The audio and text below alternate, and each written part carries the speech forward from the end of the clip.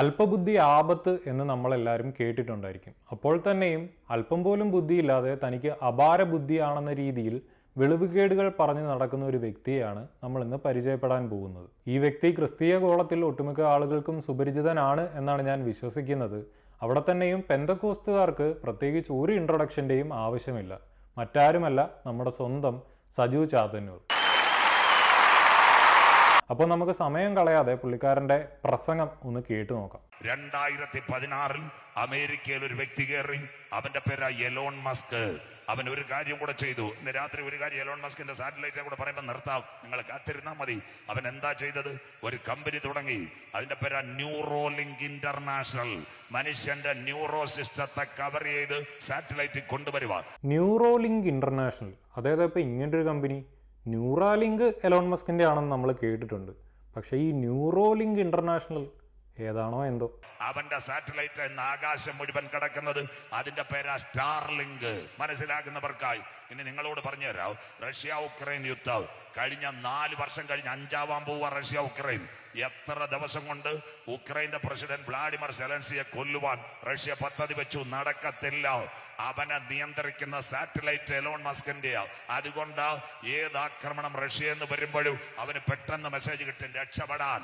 അതാ ഇന്നത്തെ Neuralink international. ന്യൂറാലിങ്കിൽ നിന്ന് നമ്മൾ നേരെ സ്റ്റാർലിങ്കിലേക്ക് പോയി. ഇത് തമ്മിലുള്ള ബന്ധം എന്താണെന്ന് എനിക്ക് ഇപ്പോഴും മനസ്സിലായിട്ടില്ല.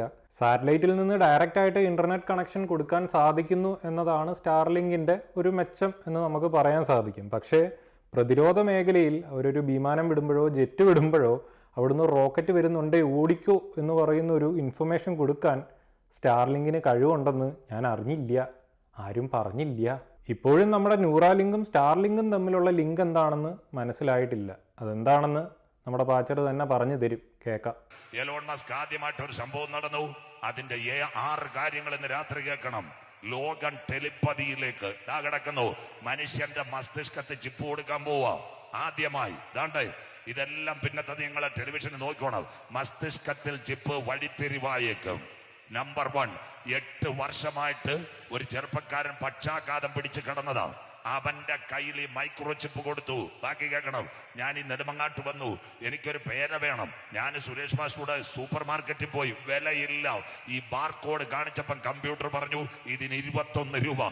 ഇതുപോലെ മൈക്രോ ചിപ്പ് വെച്ചപ്പം തല പ്രതികരിക്കാൻ കൊടുത്തു. പേനയില്ലാഞ്ഞ് സൂപ്പർ മാർക്കറ്റിൽ പോയി ബാർകോഡ് റീഡ് ചെയ്തപ്പോൾ അതിന്റെ വില വന്നു. അതുപോലുള്ള ചിപ്പോ? ഇയാളിത് എന്ത് വിടുവായ്ത്തരമാണ് ഈ പറയുന്നത്? എൻ്റെ പൊന്നു മച്ചാനെ, അത് ചിപ്പൊന്നുമല്ല, അത് ബാർകോഡെന്ന് പറഞ്ഞാൽ നിങ്ങൾക്ക് വേണമെങ്കിൽ പേപ്പറിൽ വേണമെങ്കിലും പ്രിന്റ് എടുത്തിട്ട് അതിനകത്ത് വെക്കാം. അതിനകത്ത് ചിപ്പില്ല. യവൻ എങ്ങനെ എഴുന്നേൽക്കും? മരുന്നേത്? ഇന്ന് രാത്രി ദാണ്ട് അവൻ എഴുന്നേറ്റു. 8 മണിക്കൂർ ചെസ് കളിച്ചു. ദാ കിടക്കുന്നു. മനുഷ്യന്റെ കയ്യിൽ മൈക്രോ ചിപ്പ് വെച്ചപ്പോൾ തലച്ചോർ പ്രതികരിച്ചു. ഇന്ന മരുന്ന് കൊടുത്താൽ എഴുന്നേൽക്കാം. മെഡിക്കൽ സയൻസ് വളരെ മുന്നോട്ട് പോകാൻ വന്നു. ഇതാ മക്കള്, മസ്തിഷ്കത്തിൽ ചിപ്പ് വഴിത്തിരിവായിരിക്കും.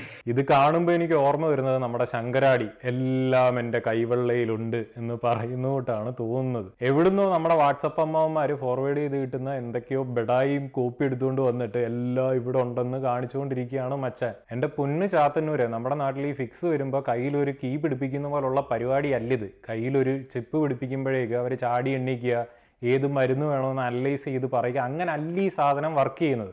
ഒന്നാമത് മനസ്സിലാക്കേണ്ട കാര്യം, തലയിലാണ് ഈ സാധനം ഫിറ്റ് ചെയ്യുന്നത്. ആദ്യമായിട്ട് ഇത് യൂസ് ചെയ്യുന്നത് ഒന്നെങ്കിൽ പാരലൈസ് ആയിട്ടുള്ളവർ, അല്ലെങ്കിൽ ALS, അതായത് നമ്മുടെ സ്റ്റീഫൻ ഹോക്കിങ്സിനെ പോലെ മോട്ടോർ ന്യൂറോൺസ് പ്രശ്നങ്ങളൊക്കെ ഉള്ളവരിലാണ് ഈ സാധനം ഫിക്സ് ചെയ്യാറുള്ളത്. ഇനി അത് ഫിറ്റ് ചെയ്യുമ്പോൾ തന്നെ അവർ ചാടി എഴുന്നേറ്റിരിക്കുകയോ അല്ലെങ്കിൽ അവരുടെ തലയിലുള്ള ചിന്തകളെയെല്ലാം ഇങ്ങനെ ഉൾക്കൊണ്ടിട്ട് അവർക്ക് എന്ത് മരുന്നാണ് വേണ്ടത് എന്ന് അനലൈസ് ചെയ്ത് അറിഞ്ഞിട്ട് ആ മരുന്ന് കൊടുത്ത് എഴുന്നേൽപ്പിക്കുന്ന ഒരു പരിപാടി അല്ല എൻ്റെ പൊന്നു മച്ചാനെ ഇത്. ഇനി ഇത് തലയിലേക്ക് ഫിറ്റ് ചെയ്യുന്ന സമയത്ത് തന്നെ ആരും ചാടി എഴുന്നേറ്റിരിക്കുകയോ അല്ലെങ്കിൽ ആ ഒരു ചിപ്പ് ഉടനെ അവരുടെ തലയിലുള്ള എല്ലാ ചിന്തകളെയും കൂടെ കൂട്ടി യോജിപ്പിച്ചിട്ട് അല്ലെങ്കിൽ അവരുടെ ഹാർട്ട് ബീറ്റോ കാര്യങ്ങളോ ഒക്കെ നോക്കിയിട്ട് ഇന്ന ഒരു മരുന്ന് ഇവർക്ക് കൊടുത്താൽ ചാടി എഴുന്നേക്കും എന്നൊക്കെയാണ് നമ്മുടെ മച്ചാന്റെ വിചാരം. പക്ഷെ ആ സാധനം അങ്ങനെ അല്ല വർക്ക് ചെയ്യുന്നത്. അത് നമ്മുടെ തലയിൽ ഉണ്ടാകുന്ന ബ്രെയിൻ സിഗ്നൽസ് വെച്ചിട്ട്, ഇപ്പൊ കമ്പ്യൂട്ടറിലാണെങ്കിൽ മൗസിനെ അങ്ങോട്ടും ഇങ്ങോട്ടും ഒക്കെ മൂവ് ചെയ്യിക്കാനും അല്ലെങ്കിൽ ആ മൂവ്മെന്റ് വെച്ചിട്ട് ഓരോ ടൈപ്പിംഗ് ചെയ്യാനും ഒക്കെയാണ് ഇത് സഹായകരമായി മാറുന്നത്. അല്ലാതെ നിങ്ങൾ ഈ പറയുന്ന തൊട്ട് കയ്യിലോട്ട് ഈ സാധനം പിടിപ്പിക്കുകയല്ല, അല്ലെങ്കിൽ തലയിൽ ഫിറ്റ് ചെയ്ത് കഴിയുമ്പോഴേക്കും മൊത്തം കാര്യം അനലൈസ് ചെയ്തിട്ട് ആ ഒരു സാധനം ഇൻഫർമേഷൻ ഒന്നും തരാൻ പോകുന്നില്ല, അവരെ എഴുന്നേൽപ്പിച്ച് ഇരുത്താനും പോകുന്നില്ല. ആകെ അതിന് ചെയ്യാൻ പറ്റുന്നതെന്ന് പറഞ്ഞാൽ ആ പാരലൈസ് ആയിട്ടുള്ള വ്യക്തിയുടെ തലയിലെ ബ്രെയിൻ സിഗ്നൽസ്. ബ്രെയിൻ അപ്പോഴും അവർക്ക് വർക്ക് ചെയ്യുന്ന ഒരു സാധനം തന്നെയാണ്. പാരലൈസ് ആയി പോയെന്ന് വെച്ചിട്ട് അവരുടെ ബ്രെയിനിന് ഡെത്ത് ഒന്നും സംഭവിക്കുന്നില്ല. അപ്പോൾ ആ ഒരു സമയത്ത് അവരുടെ ബ്രെയിൻ സിഗ്നൽസ് വെച്ചിട്ട് അവർക്ക് ഇപ്പോൾ ഈ ഒരു മൗസിന്റെ കഴ്സർ എങ്ങനെ ആരോ പോലെ കുന്തം പോലെ ഇരിക്കുന്നത്, ഇവർക്കൊക്കെ മനസ്സിലാവണമെങ്കിൽ അങ്ങനെ പറയണം, ആ കുന്തം പോലെ ഇരിക്കുന്ന മൗസിന്റെ കുന്തം അങ്ങോട്ട് നീക്കണോ ഇങ്ങോട്ട് നീക്കണോ എന്ന് തീരുമാനിക്കാൻ പറ്റും. അതിന് ഈ സാധനം സഹായകരമാകും. പിന്നീട് നമ്മുടെ പുള്ളിക്കാരൻ പൊക്കി കാണിച്ച പത്രത്തിലെ പുള്ളിക്കാരൻ ചാടി എണ്ണീറ്റ് ഓടിപ്പോയി 4 മാച്ച് കളിക്കുകയല്ലായിരുന്നു. പുള്ളിക്കാരൻ നമ്മുടെ സ്റ്റീഫൻ ഹോക്കിൻസിനെ പോലെ തന്നെ ഒരു ചെയറിലാണ് ഇരിക്കുന്നത്. അതിലിരുന്നു കൊണ്ട് പുള്ളിയുടെ ബ്രെയിൻ ആക്ടിവിറ്റി വെച്ചിട്ട് മൗസ് കഴ്സർ അങ്ങോട്ടും ഇങ്ങോട്ടും കുന്തം അങ്ങോട്ടും ഇങ്ങോട്ടും നീക്കിയിട്ടാണ് പുള്ളിക്കാരൻ ചെസ് കളിച്ചത്. അല്ലാതെ നിങ്ങൾ ഈ പറയുന്ന തൊട്ട് പുള്ളി ചാടി എണ്ണീറ്റ് ഓടിപ്പോയി മാഗ്നസ് കാൾസനെ മലത്തി അടിച്ചിട്ടൊന്നും ഇവിടെ ഉണ്ടായിട്ടില്ല. എന്തായാലും ഈ സാധനമൊക്കെ, ഈ ബാർകോഡിനെ കുറിച്ച് പറയുമ്പോഴേ ഞാൻ നേരത്തെ പറഞ്ഞിട്ടുള്ളതാണ്, ഈ ബാർകോഡൊക്കെ വന്നപ്പോഴത്തേന് ഇവരൊക്കെ നിക്കറി മുള്ളുമായിരുന്നു. കാരണം ഇത് അന്തിക്രിസ്തുവിന്റെ അടയാളമാണ്, മുദ്രയാണെന്നൊക്കെ പറഞ്ഞുകൊണ്ട് നടന്ന ടീമാണ്. അപ്പൊ ആ ടീമിൽ നിന്ന് ഇതൊക്കെ പ്രതീക്ഷിച്ചാൽ മതി. എന്തായാലും ഇതെല്ലാം പറഞ്ഞു പോകുന്നത് അവസാനം നമ്മുടെ 666 കണക്ട് ആവാനാണ്. എന്തായാലും നമുക്ക് ബാക്കിയും കേട്ട് നോക്കാം. ഇതാ ഞങ്ങളുടെ ബൈബിൾ. 2000 കൊല്ലങ്ങൾക്ക് മുമ്പ് പത്മോസിന്റെ ഏകാന്തതയിൽ വയോധികനായ യോഹന്നാൻ കടന്നപ്പോൾ സ്വർഗം പറഞ്ഞു, മനുഷ്യന്റെ കൈമേലും നെറ്റിമേലും ചിപ്പ്. ഇതാ എല്ലാവരും കണ്ടാട്ട് 666 അമേരിക്കയിൽ ഒബാമ കെയർ, അമേരിക്കയുടെ മുൻ പ്രസിഡന്റ് ഇതാ മൈക്രോ ചിപ്പ് വെച്ചു. പത്രങ്ങളിൽ വാർത്ത. ഈ ഒബാമയുമായി റിലേറ്റ് ചെയ്തിട്ടുള്ള ഇമാതിരി ആന വെട്ടിത്തരം അമേരിക്കയിലെ ഇമാതിരി വെളിവില്ലാത്ത ക്രിസ്ത്യാനികൾ കുറെ നാൾ പാടിക്കൊണ്ട് നടന്നതാണ്. അവിടുത്തെ സാധനം എന്ന് പറയുന്ന RFID ചിപ്പാണ്. ഈ സാധനമായിട്ടൊന്നും ഒരു ബന്ധമില്ലാത്ത സാധനമാണ്. അതിന്റെ ഗുണം എന്താണെന്ന് ചോദിച്ചു കഴിഞ്ഞാൽ അത് അവർ കണ്ടുപിടിച്ചത് തന്നെ ഇപ്പം ഒരു ആക്സിഡന്റ് ഉണ്ടായിട്ട് ഏതെങ്കിലും വ്യക്തികൾ ആശുപത്രിയിലേക്ക് വരുമ്പോൾ അയാൾ ആരാണെന്ന് ഐഡന്റിഫൈ ചെയ്യാൻ വലിയ ബുദ്ധിമുട്ടാണ്. ആ ഒരു സമയത്ത് ഈ RFID ചിപ്പ് അവരുടെ ദേഹത്ത് എവിടെയെങ്കിലും വെച്ചിട്ടുണ്ടെങ്കിൽ, ഇപ്പോൾ എൻ്റെ കൈയുടെ തുമ്പത്താണ് ആ ഒരു ചിപ്പ് ഇരിക്കുന്നതെങ്കിൽ അത് റീഡ് ചെയ്യാനുള്ള ഒരു മെഷീൻ അവരുടെ കയ്യിൽ ഉണ്ടെങ്കിൽ ഓട്ടോമാറ്റിക്കലി അവർക്ക് വേറെ രേഖകളോ കാര്യങ്ങളോ ഒന്നും നോക്കാതെ ഇയാൾ ആരാണ്, വയസ്സെത്രാണ്, അയാളുടെ ബ്ലഡ് ഗ്രൂപ്പ് ഏതാണ്, അവർക്ക് വേണ്ടപ്പെട്ടതായിട്ടുള്ള ഇൻഫർമേഷൻ ഒന്നും വേറെ ഒരു വഴിയിലും നോക്കാതെ അന്വേഷിക്കാതെ പെട്ടെന്ന് തന്നെ കണ്ടുപിടിക്കാൻ സാധിക്കുക. അതുകൊണ്ട് തന്നെ ഇതെല്ലാം അന്വേഷിച്ച് കണ്ടുപിടിച്ച് അല്ലെങ്കിൽ ടെസ്റ്റുകൾ നടത്തി തെളിയിക്കേണ്ട ഒരു സമയം അവർക്ക് അവിടെ ലാഭിക്കാൻ പറ്റും. ഇതായിരുന്നു അതിന്റെ പിന്നിലത്തെ ചിന്ത. ആ സാധനം ട്രാക്ക് ചെയ്യാൻ പോയിട്ട് ഇന്റർനെറ്റുമായിട്ട് പോലും കണക്ടിവിറ്റി ഇല്ല. അന്നേരം പിന്നെ എങ്ങനെയാണ് സാറ്റലൈറ്റുമായിട്ട് ഈ സാധനം കണക്ട് ചെയ്യാൻ പോകുന്നത്? ഒരു ATM കാർഡ് പോലെ, അതേപോലെ ഒരു ചെറിയ ചിപ്പ് എന്ന് വേണേൽ നമ്മൾക്ക് സങ്കല്പിക്കാം. ഇപ്പോൾ പലയിടത്തും കോൺടാക്ട്ലെസ് അല്ലെങ്കിൽ NFC എന്നൊക്കെ പറയുന്ന പോലുള്ള സാധനങ്ങളുണ്ട്. അതേപോലെ കണക്ട് ചെയ്യുമ്പോൾ നമ്മുടെ ഇൻഫർമേഷൻ അറിയുന്നു, ഇൻഫർമേഷൻ അതിൽ സ്റ്റോർ ചെയ്ത് വെക്കുന്നു എന്നൊരു കാര്യം മാത്രമേ ഉള്ളൂ. അത് ഒബാമ കെയർ വഴി അവരുടെ ആളുകളിൽ എത്തിച്ചെന്നും ഒബാമ എടുത്തെന്നും ഒക്കെ മരമണ്ടത്തരം നിങ്ങളെപ്പോലുള്ള മണ്ടൻ ക്രിസ്ത്യാനികൾ അമേരിക്കയിൽ പാടിക്കൊണ്ട് നടന്നതാണ്. അതൊക്കെ ഓൾറെഡി ഡിബങ്ക് ചെയ്തതാണ്. അത് ശരിയല്ല എന്ന് തെളിയിച്ചിട്ടുള്ള കാര്യമാണ്. അതൊക്കെയാണ് ഇപ്പോഴും രേഖ എന്നും പറഞ്ഞ് ഇയാൾ ഇങ്ങനെ തൂക്കിപ്പിടിച്ച് കാണിച്ചുകൊണ്ട് നടക്കുന്നത്. ഇനി അവിടെ വീണ്ടും എടുത്തു പറയേണ്ട ഒരു കാര്യം, നമ്മുടെ എലോൺ മസ്കിന്റെ ന്യൂറാലിങ്കിനും അതേപോലെ തന്നെ ഈ ഒബാമ കെയറുമായിട്ട് ബന്ധപ്പെട്ടുള്ള മണ്ടത്തരമായിട്ടുള്ള RFIDക്കും തമ്മിൽ അജഗജാന്തരം വ്യത്യാസമുണ്ട്. കാളവണ്ടിക്കും ചക്രമുണ്ട്, റോൾസ് റോയ്സിനും ചക്രമുണ്ട്. അതുകൊണ്ട് എൻ്റെ കാളവണ്ടിക്ക് റോൾസ് റോയ്സിന്റെ വില തരണം എന്ന രീതിയിലാണ് നമ്മുടെ ചാത്തന്നൂർ അണ്ണൻ ഇവിടെ വാദിച്ചുകൊണ്ടിരിക്കുന്നത്. നമ്പർ 2, ഈ ചിപ്പിന്റെ പ്രത്യേകത ഇയർലി ഡിറ്റക്ട് ക്യാൻസർ. എല്ലാവരും കേട്ടാട്ട്, ഇയർലി ഡിറ്റക്ട് ക്യാൻസർ.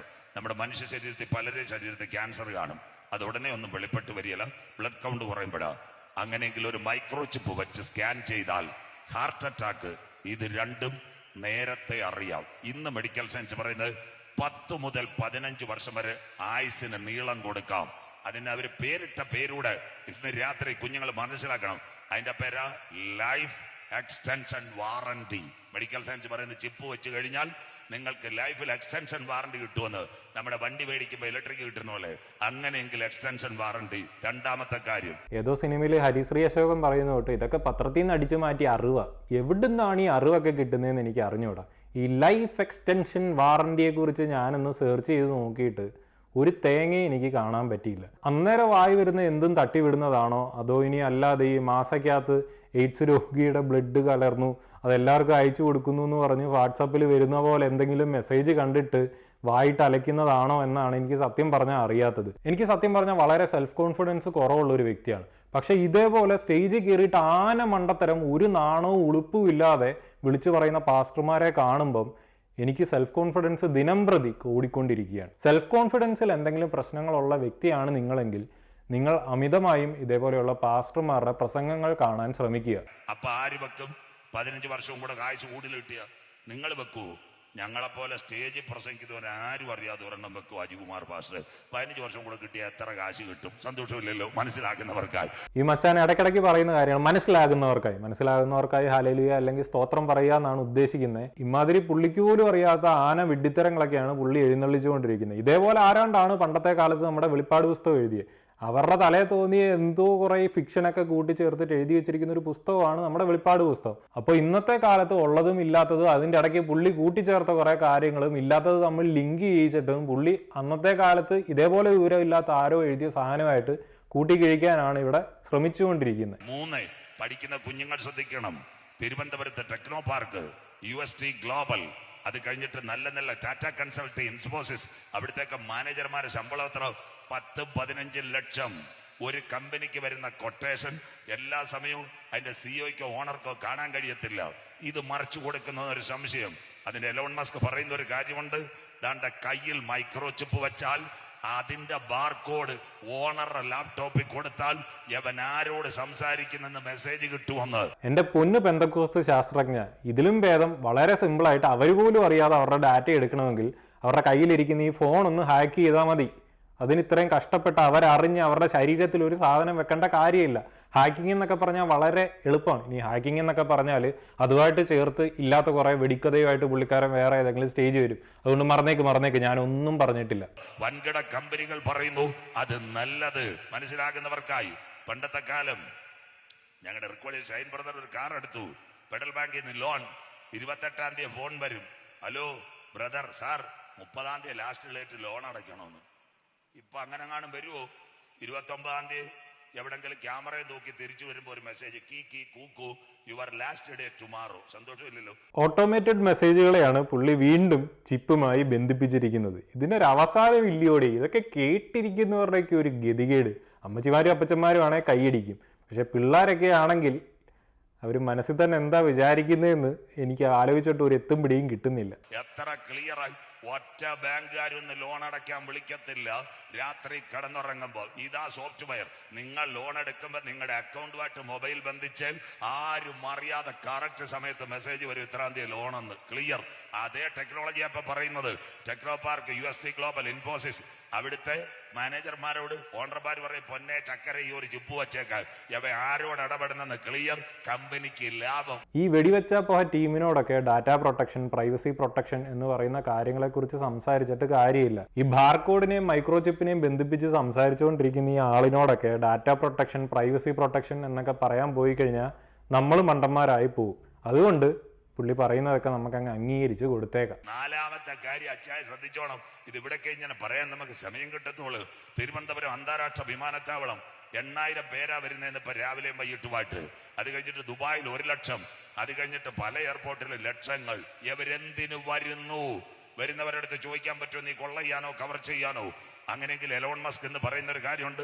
നിങ്ങളുടെ ചർച്ചിന്റെ അവിടെ CC ക്യാമറ വെച്ചിരിക്കുന്നത് പോലെ CC ക്യാമറയ്ക്കകത്തൊരു micro chip, high speed micro chip വന്നാൽ പടപടാളിറങ്ങി വരുമ്പോൾ മെറ്റൽ ഡിറ്റക്ടർ പോലും വേണ്ട, അവന്റെ തലയിലെ ശരീരത്തിന്റെ ചിന്ത സ്കാൻ ചെയ്യാം. ഇതിന് മേളിൽ കേൾക്കാൻ എനിക്ക് ത്രാണിയില്ല. ഇജാതി വിടലെന്നൊക്കെ പറഞ്ഞു കഴിഞ്ഞാൽ നമ്മുടെ ജാലിയങ്കണാരേട്ടൻ തോറ്റുപോകുന്ന വിടലാണ് നമ്മുടെ ചാത്തന്നൂർ സാറിൻ്റെത്. എന്തായാലും മൈക്രോചിപ്പിനെ കുറിച്ച് ഇത്രയൊക്കെ സംസാരിച്ച സ്ഥിതിക്ക് നമ്മുടെ നാട്ടിൽ നടന്ന ഒരു മൈക്രോചിപ്പ് അത്ഭുതത്തെ കുറിച്ച് നമുക്കൊന്ന് കേട്ടു നോക്കാം. ഇവിടുന്ന് ഒരു അച്ചായനും അമ്മാമ്മയും കൂടെ നേരെ മൂവാറ്റുപുഴയ്ക്ക് പോവാ. അടൂര് കഴിഞ്ഞു, പന്തളം കഴിഞ്ഞു, നേരെ ചെങ്ങന്നൂർ എത്തിയപ്പോ AI ക്യാമറ സ്പീഡ് മാത്രമല്ല അച്ചായന്റെ ഹാർട്ടിന്റെ ചലനവും കൂടെ നോക്കി. മനസ്സിലാകുന്നവർക്കായി. അപ്പോൾ ഉണ്ട് ECG. അടൂർ മെട്രോ വേണ്ട, ട്രാവൻകൂർ വേണ്ട. 80 വയസ്സുണ്ട് അച്ചായൻ, അമ്മാമ്മയ്ക്ക് 75 വയസ്സ്. ആൾട്ടോ കാറ് സ്പീഡ് നോക്കുന്നതിനോടൊപ്പം AI ക്യാമറയ്ക്കകത്ത് മൈക്രോ ചിപ്പ്. ഉടനെ പോലീസ് കൺട്രോൾ റൂമിൽ പടം അയച്ചു കൊടുത്തു. അച്ചായൻ ചെങ്ങന്നൂർ കഴിഞ്ഞ് കല്ലിശ്ശേരി എത്തുന്നതിന് മുമ്പ് പോലീസ് വാഹനം പിറകെ പിന്തുടർന്ന് വന്ന് അച്ചായൻ്റെ അടുത്ത് വണ്ടി ഓടിക്കാൻ പറ്റത്തില്ല, താങ്കളുടെ ECG വേരിയേഷൻ വലിയ പ്രശ്നമുണ്ട്, കയ്യാലയിൽ ഇടിക്കും, വരാൻ പോന്നു. അപ്പൊ നിങ്ങൾ പറയും പാസ്റ്റർ പറയുന്നത് ശരിയാണോ? ആരാണേലും ചോദിക്കും, പക്ഷെ വിശ്വാസികൾ ചോദിക്കത്തില്ല. അത് വേറെ കാര്യം. എന്തായാലും കേക്കട്ടെ. പണ്ട് അടൂരിൽ പോലീസ് കൈ കാണിച്ചാൽ 15 ദിവസം കഴിഞ്ഞിട്ടാണ് നിങ്ങൾക്ക് ഫൈൻ വരുന്നത്. ഇപ്പം അടൂരിൽ നിന്ന് നിങ്ങൾ ബൈപ്പാസ് വഴി നേരെ ഹൈസ്കൂൾ ജംഗ്ഷൻ താഴോട്ട് പോകുമ്പോൾ AI ക്യാമറ, കീ കൂക്കു സ്വത്രം, പറന്തൽ കഴിയുന്നതിന് വിട്ട് മൊബൈലിൽ തലേ തൊപ്പിയില്ലാത്ത പടം വരും. സന്തോഷമില്ലല്ലോ. മനസ്സിലാകുന്നവർക്കായി. ആർട്ടിഫിഷ്യൽ ഇന്റലിജൻസ് ഇജാതി വെളിവുപെട്ടൊരു മനുഷ്യനെ ഞാൻ വേറെ കണ്ടിട്ടില്ല. പുള്ളിയുടെ ചിന്ത എന്താണെന്ന് വെച്ച് കഴിഞ്ഞാൽ മൈക്രോചിപ്പ് എന്താണെന്ന് അറിയത്തില്ല. ഈ അറിവില്ലായ്മയിൽ നിന്നാണ് പേടി ഇതേപോലെയുള്ള ഈ ഫിക്ഷണൽ തോട്ട്സ് ഒക്കെ വരുന്നത്. പുള്ളിയുടെ വിചാരം എന്ന് വെച്ച് കഴിഞ്ഞാൽ മൈക്രോചിപ്പ് എന്ന് പറഞ്ഞു കഴിഞ്ഞാൽ ആ സാധനം നമ്മുടെ കയ്യിലോട്ട് വെച്ചാലോ അല്ലെ തലയിലോട്ട് വെച്ചാലോ, ബൈബിളിൽ എഴുതിയിരിക്കുന്നതുകൊണ്ടാണ് കയ്യും തലയും ഇത്ര പ്രധാനമായിട്ട് വരുന്നത്. അങ്ങനെ അങ്ങോട്ട് ഫിറ്റ് ചെയ്ത് കഴിഞ്ഞാൽ ആ സാധനത്തിന് നമ്മളെ അങ്ങ് ഊറ്റിയെടുത്തെല്ലാം അറിയാൻ പറ്റും. നമ്മുടെ ശരീരത്തിലൂടെ എത്ര തുള്ളി മൂത്രം പോകുന്നു, രക്തം പോകുന്നു, ചിന്ത എന്ത് പോകുന്നു, നിങ്ങളുടെ വികാരം എന്താണ്, ഇതെല്ലാം ആ ചിപ്പിന് അറിയാൻ സാധിക്കും എന്നാണെന്നാണ് പുള്ളി വിചാരിച്ചിരിക്കുന്നതെന്ന് നമുക്ക് ഇത്രയും കണ്ടതിൽ നിന്ന് മനസ്സിലാക്കാം. എന്തായാലും നമ്മുടെ ഗതാഗത മന്ത്രിയെ അപ്രിഷിയേറ്റ് ചെയ്തേ പറ്റത്തുള്ളൂ. കാരണം എന്തുമാത്രം ബുദ്ധിമുട്ടായിരിക്കും വളരെ ദൂരത്ത് നിന്നും നിങ്ങളുടെ ഹാർട്ട് ബീറ്റ് മോണിറ്റർ ചെയ്യാൻ പറ്റുന്ന ഒരു സെൻസർ ഉണ്ടാക്കിയിട്ട് അത് AI ക്യാമറയിൽ ബന്ധിപ്പിച്ച് നമ്മുടെ റോഡുകളിൽ ഉടനീളം വെക്കണമെങ്കിൽ. സാധാരണ ക്യാമറ വെക്കാനുള്ള ശേഷി തന്നെ നമ്മുടെ സർക്കാരിനുണ്ടോ എന്ന് എനിക്ക് അറിയത്തില്ല. അവിടെയാണ് AI ക്യാമറയിൽ സീറ്റ് ബെൽറ്റും ഫോൺ ഉപയോഗിക്കുന്നുണ്ടോ ഹെൽമെറ്റ് വെച്ചിട്ടുണ്ടോ എന്ന് നോക്കാതെ ഹാർട്ട് ബീറ്റ് മോണിറ്ററിങ് ഉള്ള ഒരു റഡാർ വെച്ചിട്ടുള്ള സ്പീഡ് ക്യാമറയെ കുറിച്ചൊക്കെ തള്ളി വിടുന്നത്. എൻ്റെ പൊന്നാശാനെ ഡെവലപ്ഡ് കൺട്രീസിൽ പോലും ഇമാതിരി സാധനം ഇപ്പോൾ നിലവിലില്ല. കെൽട്രോണിനോ റിലയൻസിനോ എന്തോ കാശ് കൊടുക്കാനില്ലാഞ്ഞിട്ട് കുറേ നാളായിട്ട് AI ക്യാമറ വർക്കാവാതിരുന്ന കേരളത്തിൽ ഇമാതിരി റഡാർ വെച്ചുള്ള ക്യാമറ ഇറക്കി എന്നൊക്കെ ബെഡായി പറയണമെങ്കിൽ, അതൊരു സ്റ്റേജിൽ കയറി പറയണമെങ്കിൽ, ഇനി അതെല്ലാം കഴിഞ്ഞിട്ട് അത് റെക്കോർഡ് ചെയ്ത് പുറത്തേക്ക് മനുഷ്യരുടെ മുമ്പിലേക്ക് ഇതേപോലെ സോഷ്യൽ മീഡിയ വിടണമെങ്കിൽ നിങ്ങളൊരപാര ടീം തന്നെ. ഇനി ഏതായാലും എനിക്ക് കൂടുതൽ കാണാനുള്ള ത്രാണിയില്ല. അവസാനമായിട്ട് ഒരു സാധനം കൂടെ കണ്ടിട്ട് നമുക്ക് നിർത്താം. അല്ലെങ്കിൽ ഇതൊരു ചാത്തന്നൂർ സീരീസ് ആയിട്ട് അവസാനിക്കാത്ത പരമ്പരയായി തുടർന്നുകൊണ്ടേയിരിക്കും. കാരണം പുള്ളിക്കാരൻ്റെ ഏത് വീഡിയോ എടുത്താലും ഇമാതിരി വെളിവുകേട് തന്നെയാണ് പുള്ളി പറഞ്ഞുകൊണ്ടിരിക്കുന്നത്. എല്ലാവരും കേൾക്കണം. ഇന്ന് രാത്രി കർത്താവിന്റെ വരവിൽ കൈവിടപ്പെട്ടു പോയാൽ എല്ലാവരും കേട്ടാട്ടെ. നിക്കട്ടെ മക്കള്, ഒരു മൈക്രോ നീഡിൽ പാച്ച് ബാൻഡേഡ് പോലെ ഒട്ടിക്കും. കേട്ടാട്ടെ. അതിനകത്തൊരു ഫിലമെന്റും കാണും, ബാറ്ററിയും കാണും. സാറ്റലൈറ്റ് വഴി മോണിറ്റർ ചെയ്യും. 6 മാസം ഈ ലിഥിയം ബാറ്ററി മാറ്റിയില്ലെങ്കിൽ അത് പൊട്ടും. അന്നേരം ഒരു ആസിഡ് ഇറങ്ങും, ആൽക്കലൈൻ ആസിഡ്. ഇതിനു മേളിൽ കാണാൻ എന്നെ കൊണ്ട് സാധിക്കത്തില്ല. ആസിഡ് എന്താണ്, ആൽക്കലി എന്താണെന്ന് പോലും അറിയാതെയാണ് ഈ വെളിവില്ലായ്മ പറഞ്ഞുകൊണ്ടിരിക്കുന്നത്. അതായത് നമ്മുടെ പോസിറ്റീവും നെഗറ്റീവും, അല്ലെങ്കിൽ നോർത്ത് പോളും സൗത്ത് പോളും, അതേപോലെയാണ് ഇതേപോലെ ഓപ്പോസിറ്റ് ആയിട്ട് നിൽക്കുന്ന രണ്ട് സാധനങ്ങളാണ് ആസിഡും ആൽക്കലി എന്ന് പറയുന്നത്. അപ്പൊ പുള്ളി പറയുന്നത് കയ്യിൽ പാച്ച് ചെയ്തിരിക്കുന്ന ഫിലമെന്റും ബാറ്ററിയും വെച്ചൊരു സാധനത്തിനകത്തു നിന്ന് ഒരു ആസിഡ് ഇറങ്ങും.